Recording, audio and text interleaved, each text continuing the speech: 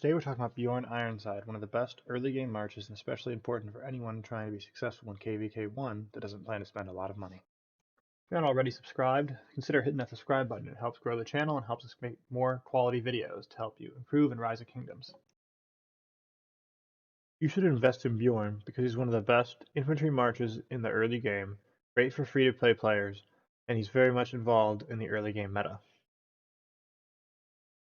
When looking to upgrade Bjorn's skills, you should always start with his first skill. This increases the amount of damage it does and also increases the amount of skill damage that people take after getting hit by his skill. This is great because he fuses with the primary, because in the secondary, commander does more skill damage with their ability. From there, you want to look at his third skill, that increases attack and defense for your infantry troops, and then his fourth skill, which allows him to do extra direct damage to the target with normal attacks, and so this is another just good skill to do extra damage. From there, you just want to fill out the second skill is only used for attacking cities, and you should never actually be using him to attack cities. Therefore, that should be the last skill you focus on, and then when you expertise him, it increases the first ability's damage, and also gives it an area of effect ability.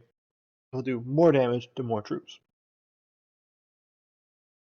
To get Bjorn, there are two main skill trees you can do. The first one shown here focuses more on his infantry talents. You max out almost everything in the infantry skill tree except for the march speed, because let's be honest here, infantry are slow anyway, you're not going to really worry about march speed.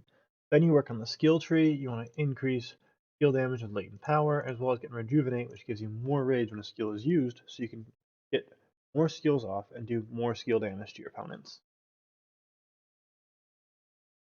This second skill tree is focused more on doing skill damage and less on boosting your infantry stats. Honestly, this one probably actually works better than the infantry focused one. Bjorn does a lot of skill damage, he's a skill rage generating machine, and so you want to max out almost everything in the skill tree, getting Feral Nature all the way to the top. The only one you don't want to use is Naked Rage because it increases skill damage taken, and that is really tough, especially in open field balls because you're going to get hit a lot of AoE, and so anything you could do to prevent you from getting more damage taken is very important. And from there, you just want to boost, get this infantry health. Hold the line is great to reduce damage.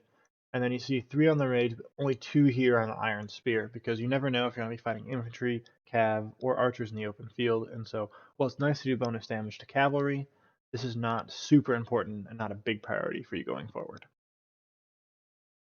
Looking at Bjorn in KVK1 in the early game, there are 2 main commanders you can expect to pair with him. These work well with his boosted skill damage, and in some cases also give boost to infantry. The most popular one by far is Sun Tzu. He is a rage-generating machine, has a good AoE ability, and also has boosts for infantry stats. This pairs really, really well with Bjorn's infantry talents, as well as his ability to also generate rage really well.